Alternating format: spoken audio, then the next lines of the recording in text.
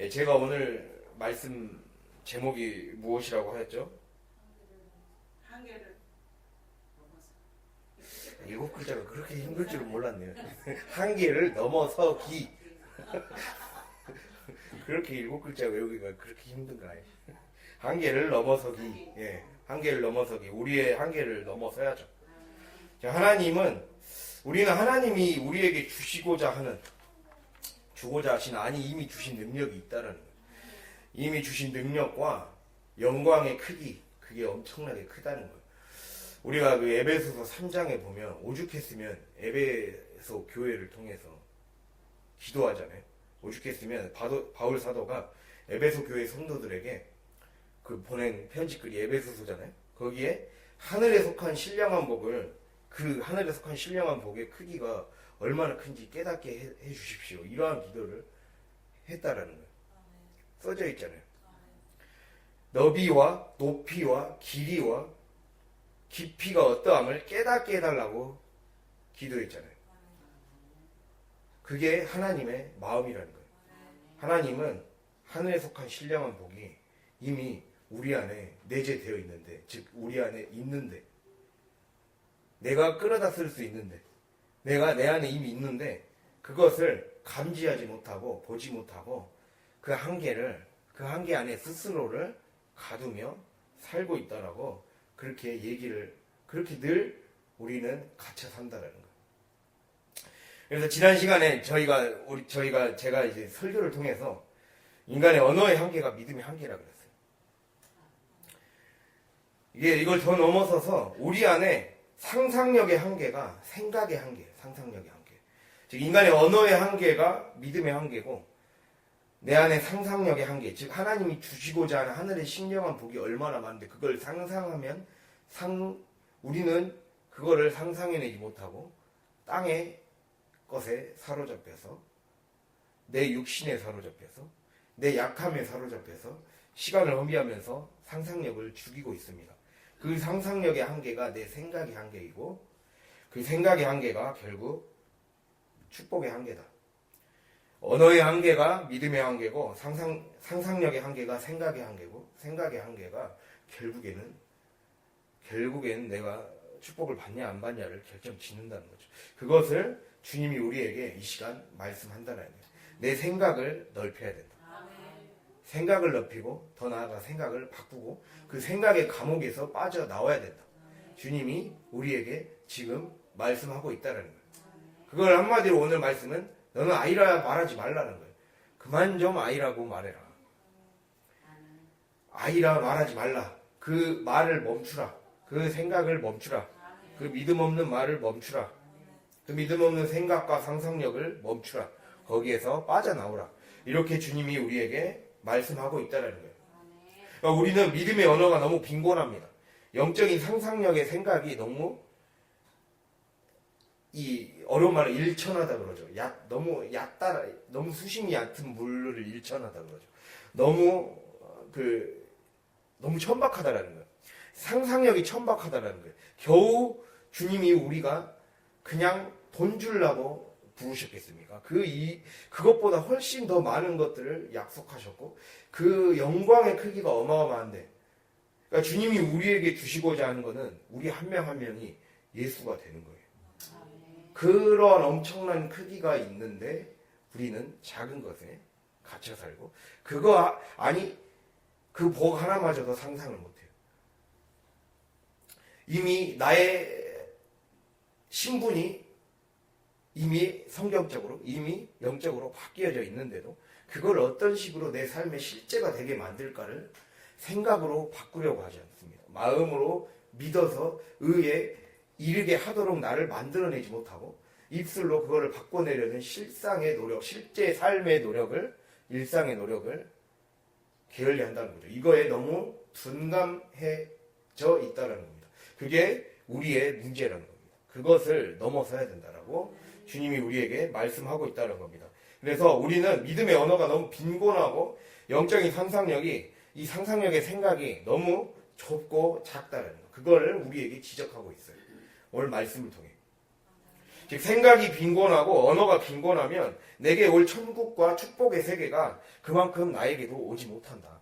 누리지 못한다. 그것을 뼈아프게 받아듣고 내가 어떻게 바꿔야 될 것인가를 삶의 여러 영역에서 곰곰이 생각해 보아라.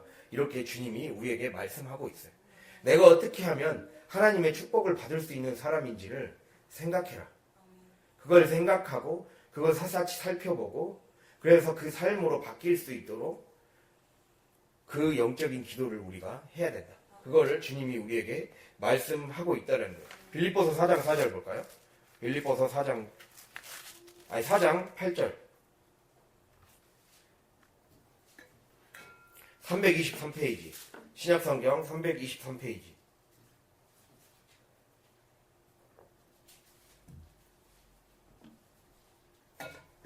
323페이지 함께 읽도록 하겠습니다.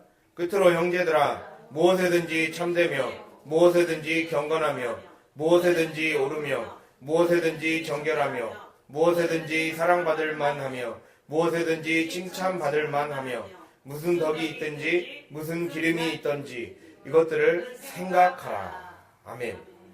어떻게 사는 삶이 하나님께서 원하시는 영적인 삶인가? 영적인 삶이 오게 해야 되는가?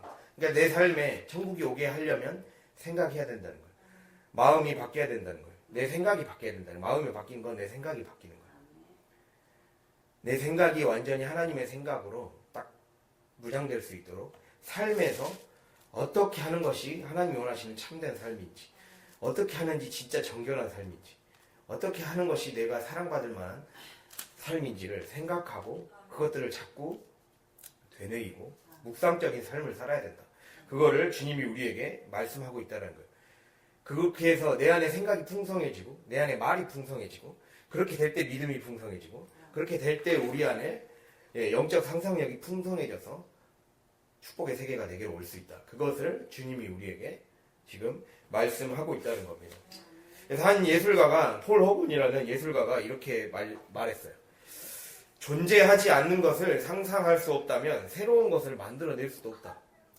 뭐라고요? 존재하지 않는 것을 상상할 수 없다면 새로운 것을 만들어낼 수도 없다. 내가 하나님이 나에게 원하시는 것들 그리고 하나님이 주고자 하시는 놀라운 영광의 크기를 상상해 보라는 것. 그리고 그것을 꿈꾸며 비전을 꿈꾸며 기도하는 것. 우리 교회가 비전을 꿈꾸며 기도할 수 있어야 됩니다. 하나님 우리 교회에 꿈을 주십시오. 꿈이 회복되고 비전이 회복돼야 돼요. 교회가 부흥되려면 성령이 임해서 우리 안에 환상이 열리고 말이 트여지고 방언과 예언이 임하죠. 그리고 환상을 보게 되고 꿈을 꾸게 된다 했어요. 다 보게 되고 말하게 되는 거예요. 그러니까 바뀌는 거예요. 언어가 바뀌고 생각이 바뀌는 거죠. 꿈과 환상은 의식의 영역이잖아요. 우리의 의식과 무의식까지 바뀌는 거예요. 그러니까 내가 생각을 바꿔가는 거예요. 그러니까 내가 영적인 사람이 되려면 내 생각부터 바뀌어야 되고 내가 평소 때 생각하는 방식이 바뀌어야 되고 삶을 바라보는 방식과 내 하루를 바라보고 하루를 하나님 안에서 질서 있게 살아가는 그 생각을 하도록 훈련이 돼야 된다. 하나님의 영적인 질서로 딱 제대로 재개발이 이루어질 수 있게 내 삶의 혼돈으로 상징되는 것들이 혼돈으로 생각되는 것들이 정리가 될 수 있도록 그것이 언어로 정리가 되고 생각으로 정리가 되고 그렇게 늘 시간을 가져야 된다. 그러니까 우리가 기도를 할 때 중요한 건 기도의 목적은 하나님과 일치되는 것이 기도의 목적이에요. 신앙생활의 목적은 하나님과의 일치예요. 일치. 신앙생활에 3단계가 있습니다. 정화, 조명, 일치. 정화, 깨끗게 되는 거예요. 내 안에 죄가 깨끗게 되는 거예요. 그러니까 우리의 삶의 목표는 하나님과 일치되는 거예요. 하나님과의 뜻이 일치되는 거예요. 생각과 언어가 일치되는 거예요. 그래야 역사가 일어나는 거예요. 하나님이 창조하실 때, 세상을 창조하시려는 그 나름대로의 생각을 하셨겠죠. 아이디어를 생각해 내셨겠죠. 마치 예술가가 어떤 작품을 만들기 위해 아이디어를 구상하듯이 생각을 하시겠죠. 그리고 마찬가지로 우리의 삶을 축복 주시기 위해서 그러한 나름대로의 계획과 설계도를 생각하고 계시겠죠. 그걸 그리고 계시겠죠. 그리고 그 생각을 말씀으로 말씀으로 발설했잖아요. 말씀으로 그렇게 되어라 라고 했잖아요. 되어라 하고 하니까 그대로 되었잖아요. 그러니까 그것이 되려면 주님과 생각이 일치돼야 되고 언어가 일치돼야 된단 말이에요. 그렇게 되려면 정화가 돼야 되죠. 정화, 그래서 정화가 1단계입니다. 정화 깨끗하게 되는 거예요. 내 더럽혀진 생각과 내 무질서한 마음과 무질서해진 감정과 언어가 교통정리가 돼야 되는 거죠.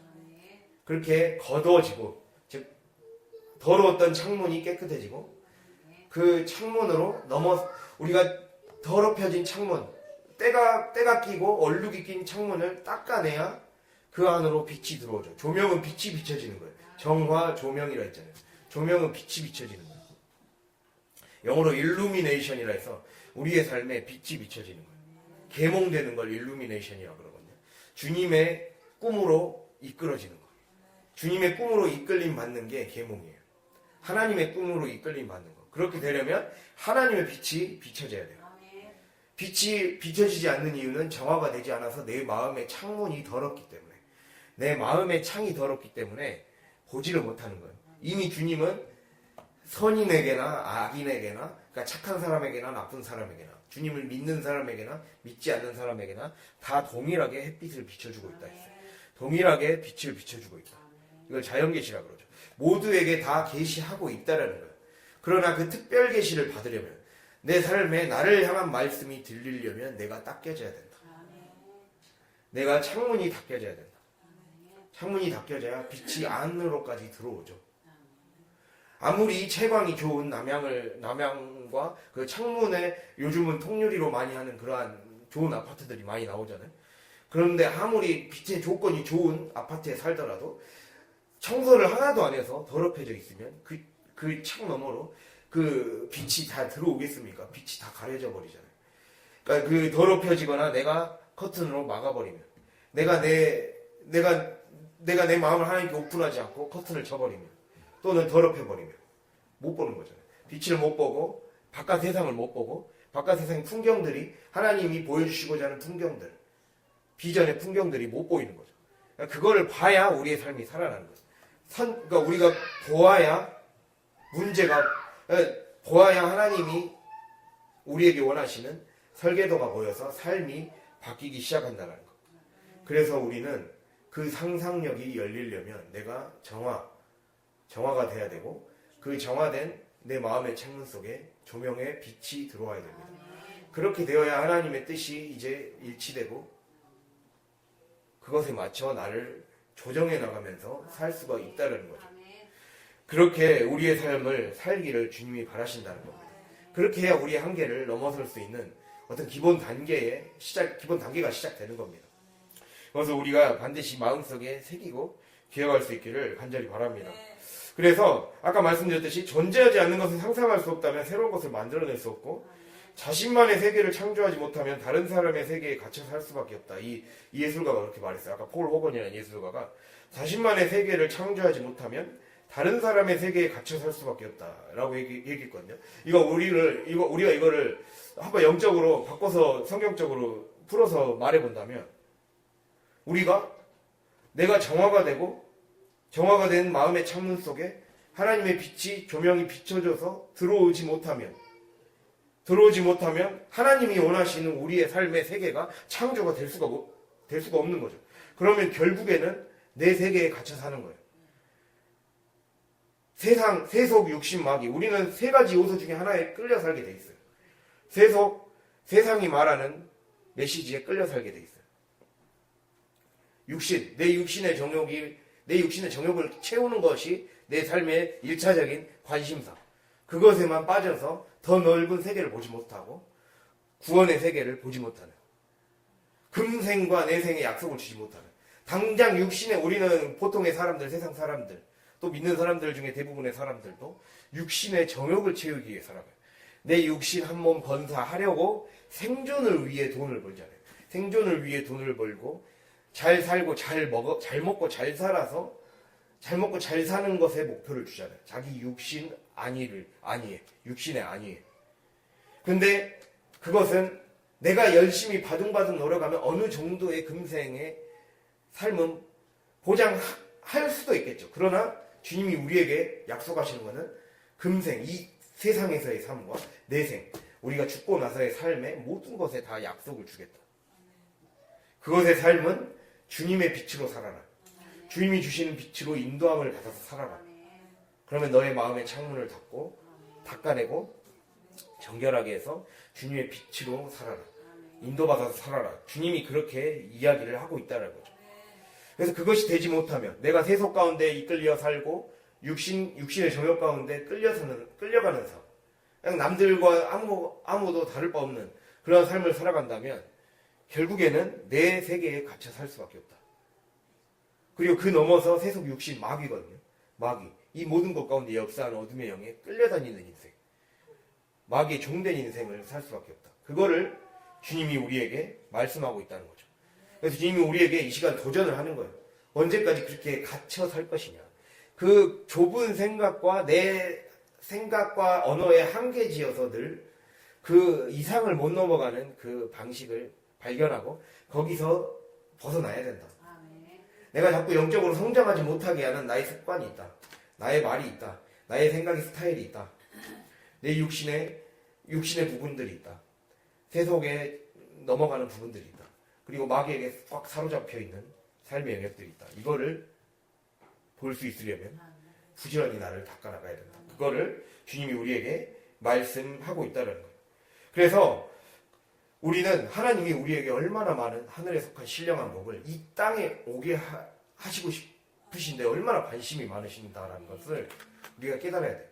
하늘에 속한 신령한 복을 이 땅, 내 삶에, 나의 가정에, 자녀들에게 주고 싶으신 거예요.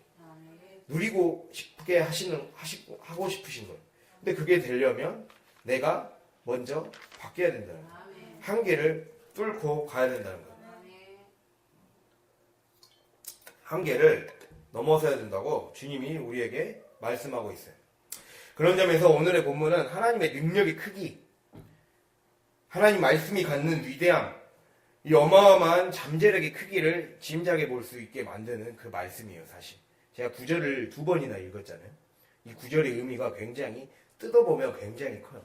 이거에 대해서 뒤에서 보면서 설명해 드리겠습니다. 그러면서 하나님이 우리에게 정말 주고자 하시는 것이 얼마나 큰지를 깨달을 수 있는 저 여러분이 될 수 있기를 바랍니다. 이 말씀이 우리가 읽었던 말씀이 겉보기에는 딱 겉보기에는 그거예요. 사명을 감당하기에 자신이 너무 아이라는 거예요. 그걸 예레미야가 고백한 거죠.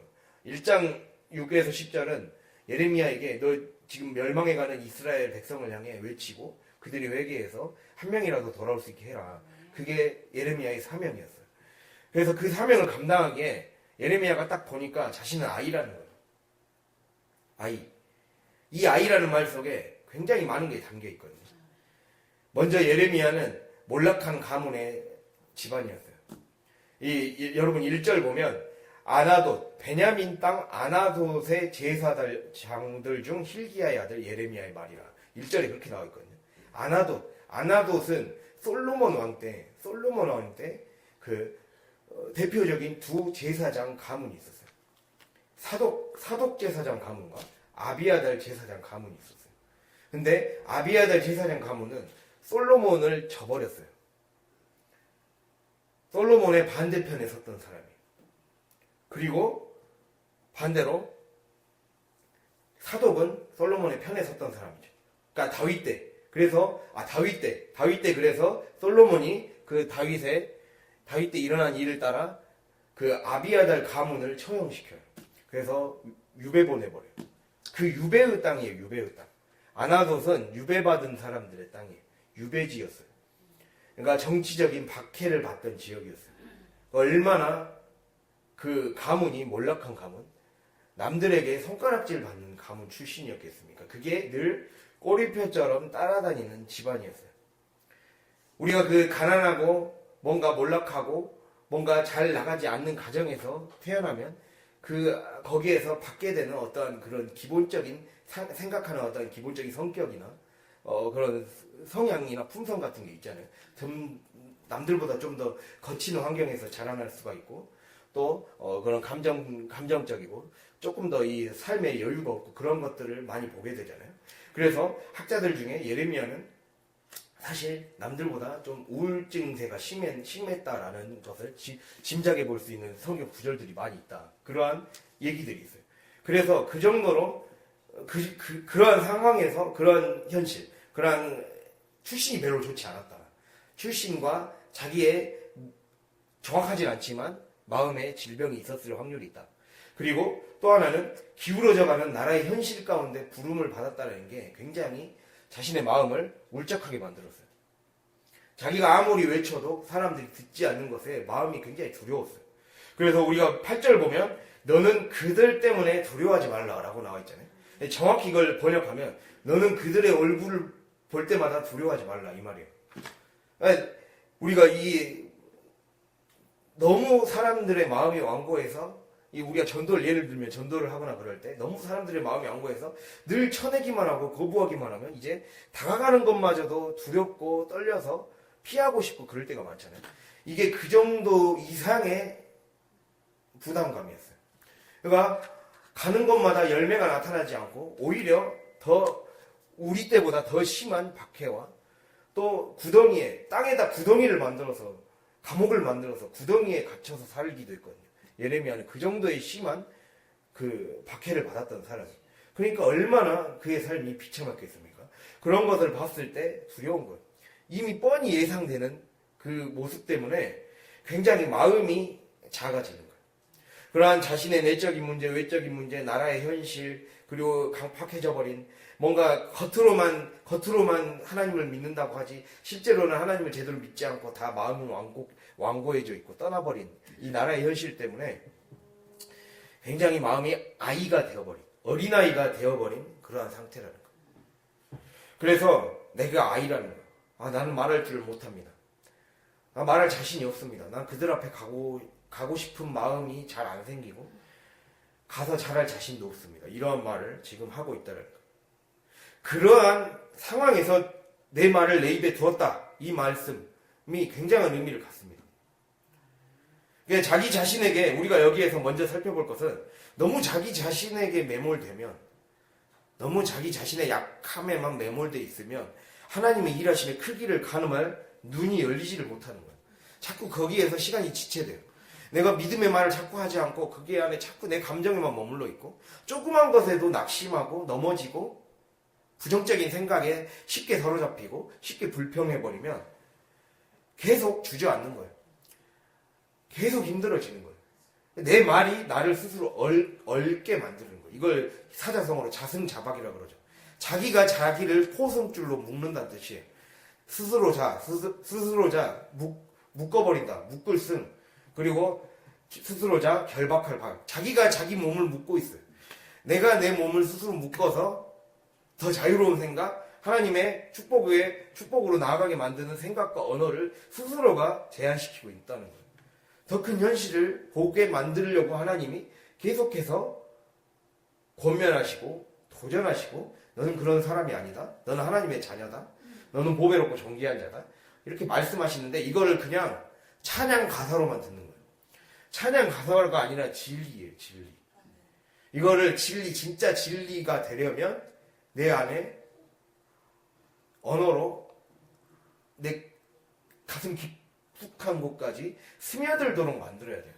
그래서 묵상하는 자가 복받는 자라 했잖아요. 묵상하는 자는 계속해서 읊조리는 자라 했어요. 묵상하는 자가 복받는 자라고 그 시편 1편에 나와 있잖아요. 누가 복받는 자다. 누가 복 있는 자다. 묵상하는 자. 계속 읊조려서 계속 믿음의 말을 읊조리고 계속 그 믿음의 생각을 자꾸 현실을 그게 현실을 장악해버리도록 만들어요. 그게 우리의 첫 과제예요. 그래서 현실을 이겨내는 믿음의 능력이 먼저 와야 그 믿음의 능력이 현실까지도 움직이는 힘을 얻게 되는 거예요. 그걸 주님은 우리에게 먼저 그 능력을 주고 싶으신 거죠. 그게 삶을 바뀌니까. 진짜 세상을 바꾸는 거, 진짜 창조를 가능하게 한 건 창조는 말씀으로 이루어진 거고 창조는 눈에 보이지 않지만 생각으로 이루어진 거예요. 창조는 생각과 말씀으로 이루어졌어요. 그러니까 그 생각을 집어넣어주고 싶으신 거죠. 그래서 묵상하라는 거예요. 그 생각이 내 안에 완전히 무의식 중에까지 사로잡혀서 툭 치면 나오게. 툭 치면 하나님 말이 나오게.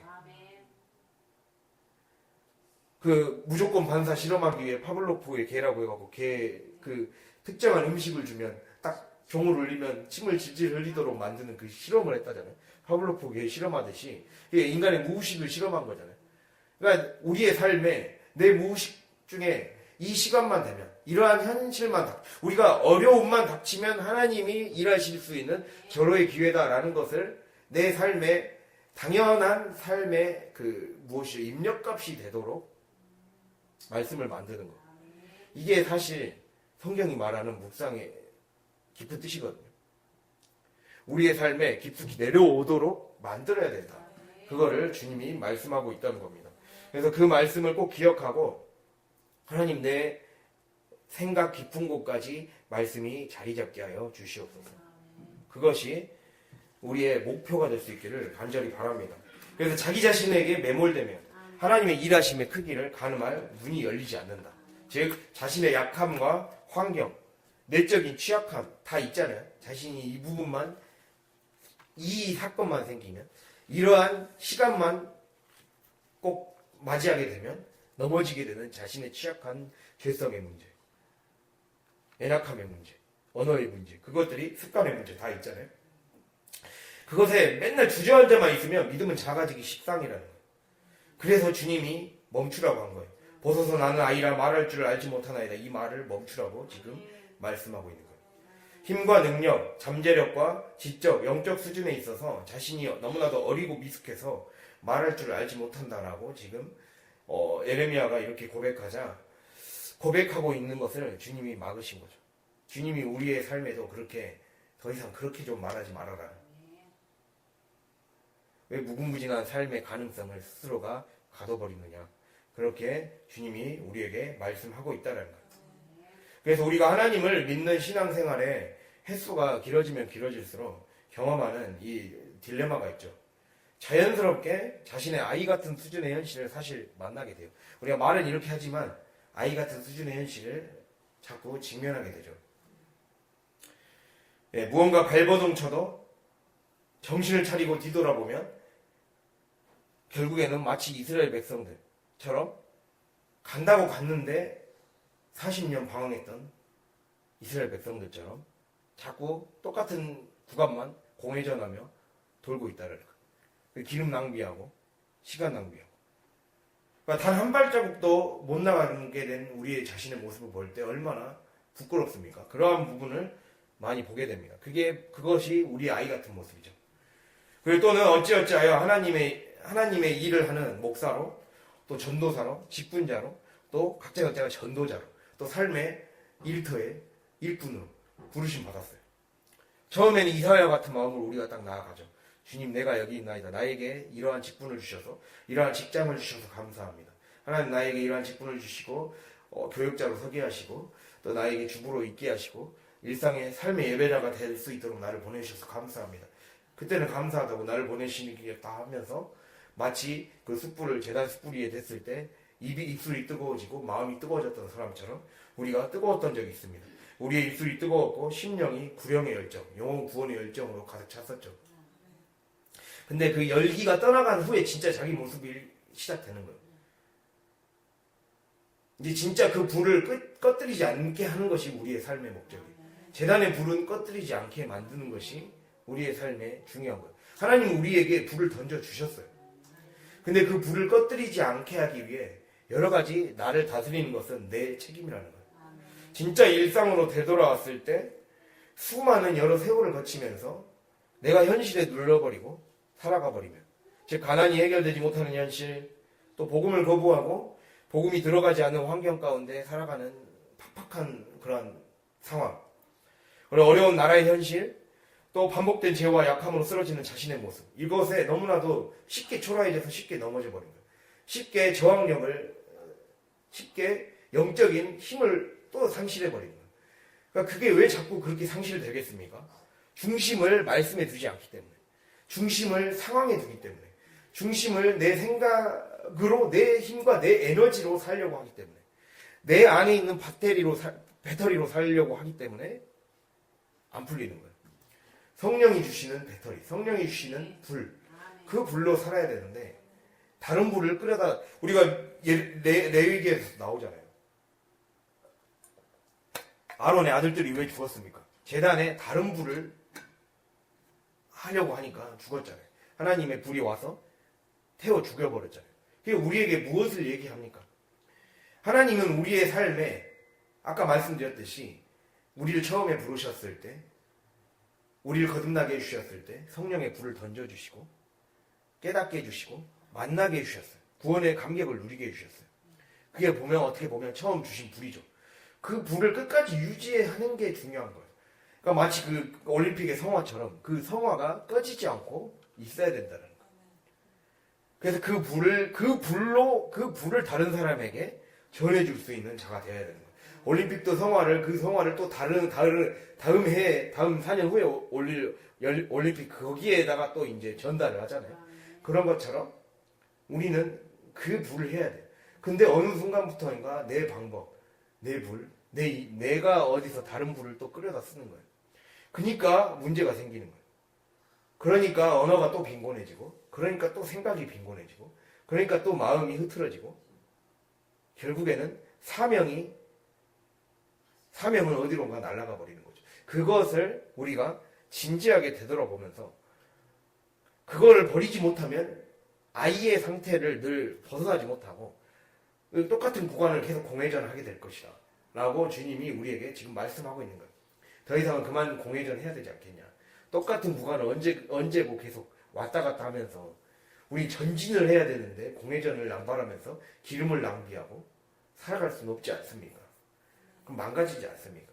차량이 주님이 주신 성령의 기름으로 살아가야 돼요. 옛날에 한때에 세녹스라는 기름이 있었잖아요. 저희도 세녹스를 잠깐 넣었던 시절이 있어요. 근데 세녹스가 나중에 이게 굉장히 좋지 않고 차량에 좋지 않은 거라는 게 밝혀졌잖아요.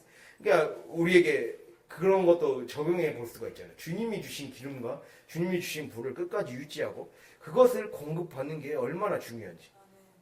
순간 인간의 방법, 인간의 생각, 뭔가 사람들이 좋다고 생각되는 것들을 우리는 현실에 타협해서 붙잡다가 또 못 망가지고 또 물질 다 날아가고 시간 허비하고 얼마나 그럴 때가 많습니까? 그러지 않아야 된다는 거예요. 그것의 그 고리를 주님이 그 저주의 고리를 끊기를 주님이 바라십니다.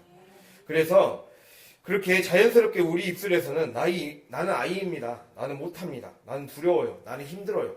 이러한 말이 충동적으로 감정적으로 분출되기 쉬운 이 우리의 마음을 다스릴 수 있도록 늘 성령의 불을 구하라.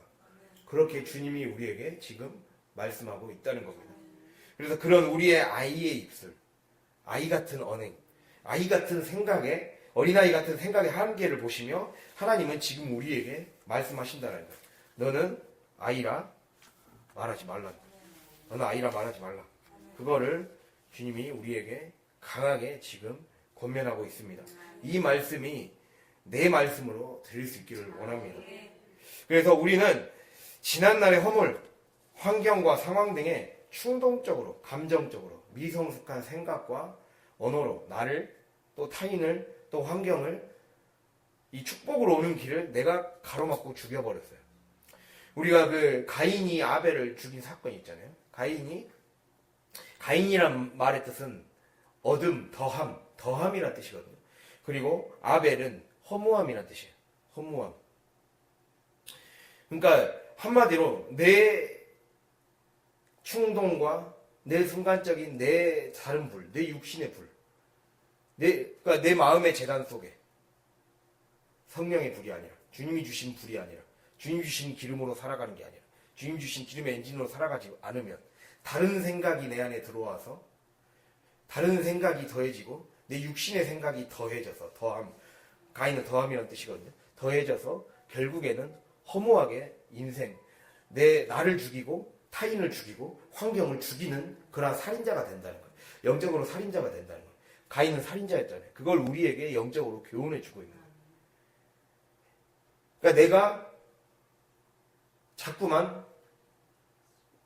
우리의 삶은 내 육신의 것을 비워내야 자꾸 더하려고 채우려고 하지 말고 내가 자꾸 다른 불이 오게 만드는, 그러니까 성령의 불이 아닌 다른 불로 살아가게 만들려는 그러한 유혹을 주는 요소들을 제거해 나가는 거예요. 그래서 창문을 닦아야 되고, 그래서 쓰레기를 치워야 되고, 그래서 영혼의 어떠한 그 짐들을, 습관들을 돌아보고 빼야 돼요. 더하면 더할수록, 영적인 것은, 육적인 것은 더하면 더할수록 결국에는 내 삶의 것들이 자꾸 죽어나가게 돼요. 아까 허무하게 죽어나가게 된다는 거죠. 가인같이 살인자가 되는 거예요. 영적인 살인자가 되는 거예요. 자꾸 내아가 비워야 돼요. 자기 부인, 자기를 비우고 버려야 된다는 거예요. 내가 더 많이 비우고 버리고 청소하고 청소하고 제거해 나갈수록, 비워 나갈수록, 더하는 게 아니라, 더하기가 아니라, 가인은 더하기란 뜻이니까 더하기가 아니라 빼기를 해야, 우리 삶에 빼기가 되어야 더 이상은 죽지 않는다. 더 이상은 죽을 짓 하지 않는다. 더 이상은 환경이 안 죽는다. 더 이상은 내 상황이 더 악순환으로 점철되는 삶이 되지 않는다. 그거를 주님이 우리에게 지금 말씀하고 있다는 겁니다. 그래서 정말 허무한 인생을 살지 않으려면, 영적인 가인의 후예로 살아가지 않고 그 고리를 끊고 아브라함의 자녀, 아브라함의 자손 같은 사람이 되려면 우리는 이제 자꾸만 더 하려고, 자꾸만 내 욕심으로 살아가려고, 내 생각을 버리지 못해서 자꾸만 더 채우려는 그 습성을 버려버리고, 하나님이 원하시는 것들을, 하나님이 원하시는 보배를 채워가기 위해 이 질그릇과 같은 내 몸에 하나님의 보배, 하나님의 보물만 채워지기 위해 나를 비워내야 된다는 거예요. 그래서 비워야 된다는 거죠. 그것을 주님이 우리에게 말씀하고 있습니다. 그것이 바로 언어의 한계에서 벗어나는 것이고 생각의 한계에서 탈출하는 것입니다. 그것을 주님이 우리에게 말씀하신다는 것을 반드시 기억할 수 있기를 간절히 바랍니다. 예, 그래서 주님은 우리에게 말씀하세요. 인간 대부분은 자기의 주관의 세계에 갇혀 산다라는 거예요. 자기 생각에 갇혀 살아요. 이 철학 용어 중에 에포케라는 말이 있어요. 에포케, 그리스어로 판단 중지. 지금 하고 있는 일을 정지하라. 지금 하고 있는 생각을 정지하라. 그러니까 에포케라는 말은 어떤 사람이 진리를 알기 위해서, 진리를 이식하기 위해서, 어떤 사람이 내 삶에 유익이 되고 내 삶을 구원으로 인도하고 인류에게 유익을 주는 그러한 삶을, 인류에게 유익이 주는 지식을 습득하려면 에포케, 중지해야 된다는, 기존의 선입견, 편견이 들어올 자신의 기존의 주관적인 판단을 중지해야 된다고 말하는 거예요. 그게 우리의 삶에 필요합니다.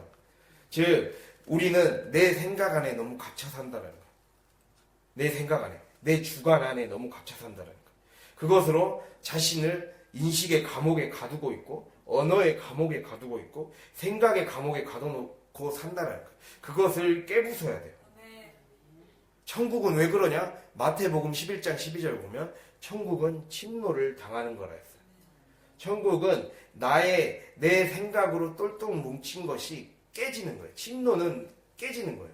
침략을 당해서 노략질 되는 게, 즉 내 세계가 부서지고 깨지는 것이 바로 천국이다. 천국이 오려면 내 세계가 깨져야 돼요. 마귀가 장악하고 있는 나의 세계가 깨져야, 내 생각이 빼앗겨져야 그 안에 균열된 그 세계 속에 하나님이 들어와서 주님이 내 삶에 역사하신다는 거죠. 그렇다면 이제 마지막으로 구체적으로 하나님이 우리에게 우리의 삶에 어떠한 그러한 삶에 이 한계를 벗어 던지고 주님이 우리에게 주고자 하시는 그 처음에 말씀드렸던 신령한 복의 크기, 나에게 주고자 하시는 그 세계의 크기가 얼마나 큰지를 9절 말씀을 통해 주님이 우리에게 지금 말씀하고 있습니다. 9절을 한 번 더 다시 읽도록 하겠습니다. 여호와께서 그의 손을 내밀어 내 입에 대시며 여호와께서 내게 이르시되 보라 내가 내 말을 내 입에 부었노라. 아멘. 예, 먼저 여호와께서 그의 손을 내밀었다 이렇게 표현하고 있어요. 그래서 중요한 표현은 손과 내밀다라는 표현이에요. 먼저 내밀다, 손을 하는 것은 능력을 말하는 거거든요. 능력, 그러니까 권세, 권한, 권위, 권세, 권한, 권위. 주님이 주시려는 권세, 주님이 우리에게 주신 권세. 지금 제가 계속 예전에 설교하면서 계속 얘기했죠. 영권과 물권과 인권을 우리의 삶에 주고자 하신 그 권세. 근데 그것을 쓸 수 있는 권한, 그리고 그것으로 인해 사람들이 우리의 삶에 그걸 통해서 하나님을 보게 만들게끔 하는 권위, 권위와 권세와 권한을 우리에게 주시겠다는 거예요.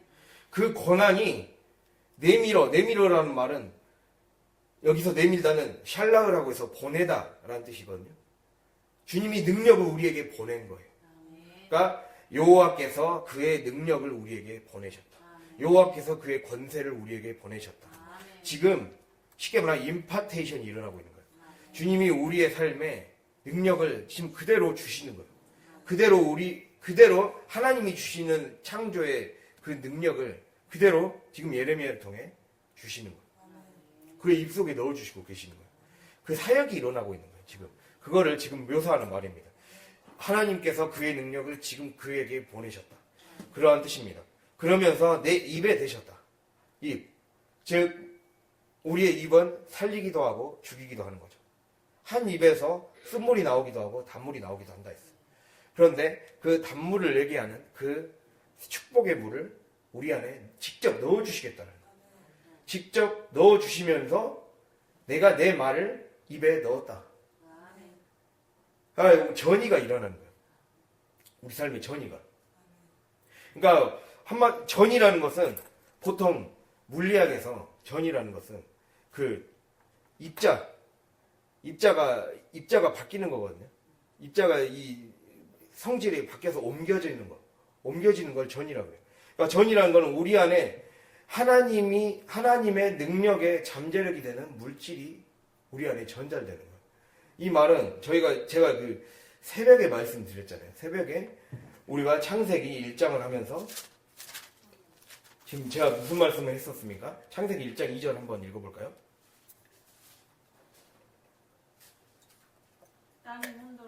땅이 혼돈하고 공허하며 흑암이 깊음 위에 있고 하나님의 영은 수면 위에 운행하시니라. 아멘. 예, 그러니까 태초에 하나님이 천지를 창조하시기 전에 혼돈과 공허, 흑암이 있다 했어요. 혼돈, 공허, 흑암, 깊음, 이 네 가지 요소가 있다 했어요. 이 네 가지를 신학자 어거스틴이라는 사람은 이렇게 얘기했어요. 무형의 진료다. 형체가 없지만 재료다. 형체가 없지만 형체가 보이지 않는데 이것을 가능케 하는, 창조를 하게 하는 기초가 되는 재료였다.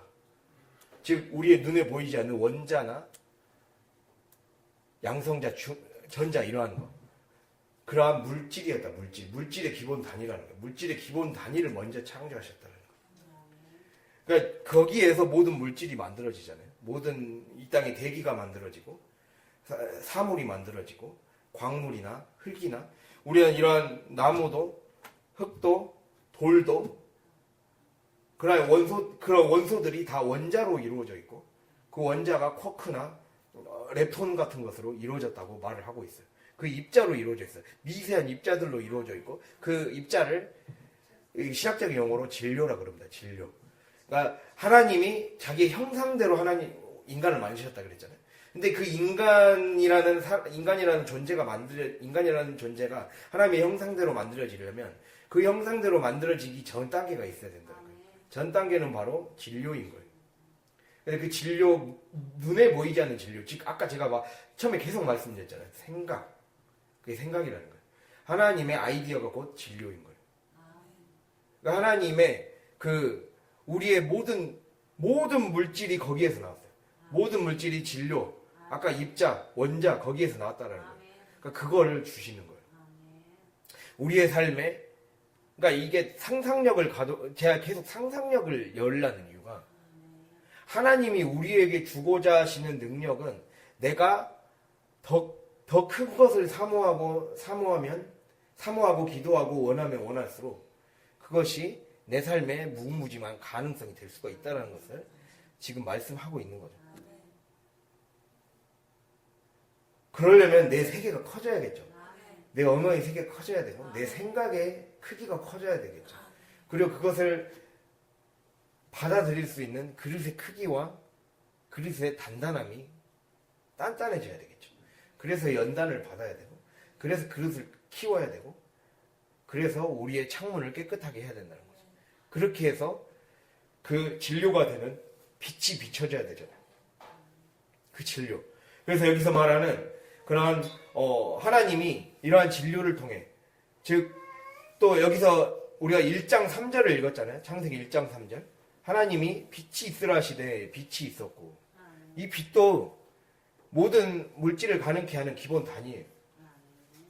하나님이 우리의 삶에 어떻게 보면 하나님의 생각과 그리고 말씀을 통해 제시해 주시는 그때그때의 깨달음은 우리의 삶의 새로운 재개발과 새로운 건축을 하게 만드는 건축 재료라는 거예요.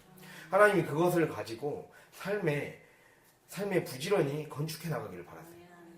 건축자가 되기를 바랐어요. 하나님은 우리의 삶을 적극적으로 건축해 나가고 개발해 나가고 살아나가기를 바라신다는 거예요. 그 능력을 너의 입에 넣어주겠다. 너의 입에 넣어주겠다. 권세를 쓸 수 있는 상징이 입이잖아요. 누군가를 축복할 수 있고 저주할 수도 있으며 그 축복을 남에게 전이시킬 수도 있는 임파테이션 시킬 수도 있는 그걸 주겠다는 거예요. 이게 사역이 일어난 거예요. 1장 9절은 그것을 통해서 하나님의 은사가 하늘의 은사가 지금 예레미야에게 온 거예요. 예레미야를 그 순간 변화시키면서 그에게 놀라운 사명을 주시는 거예요. 그래서 1장 10절이 거기에서 연결이 되는 거예요. 말씀하잖아요. 1장 10절을 같이 읽을까요? 예레미야 1장 10절. 보라, 내가 오늘 너를 여러 나라와 여러 왕국 위에 세워 내가 그것들을 뽑고 파괴하며 파멸하고 넘어뜨리며 건설하고 심게 하였느니라 하시니라. 아멘. 예, 주님이 원하시는 세계가 건설되려면 결국에는 뽑고 파괴되며 파멸하고 넘어뜨려져야 돼요. 그래야 하나님의 세계가 다시 한번 건설이 되고 그리고 하나님이 원하시는 시냇가에 심은 나무가 내 삶에 심겨지게 되는 그것을 주님이 우리에게 이 시간 도전하십니다. 그래서 오늘 말씀을 잘 기억하면서 내 한계를 넘어서야 됩니다. 내 한계를 넘어서서 주님은 우리의 삶에 놀라운 입술의 능력을 주셨어요. 권세를 주셨고 권한을 주셨고 권위를 주셨어요. 하늘과 땅의 모든 권세를 내게 주셨으니 너희가 제자를 삼아 제자의 삶을 살면 그 권세와 권한과 권위가 너희의 삶에 실제가 될 것이다. 너희의 삶에 전이가 되어서 많은 사람들에게 그 불을 전해주는 전달자가 될 것이다. 우리는 성령의 불을 전달해주는 전달자가 되어야 됩니다. 이제는 지난날 다른 불로 살아왔고 또는 불을 꺼뜨려왔고 또는 게을렀습니다. 내 삶에 이 수많은 것들을 수많은 축복을 창조해낼 수 있는 생산해낼 수 있는 생산 공장을 가동하지 않고 살았어요.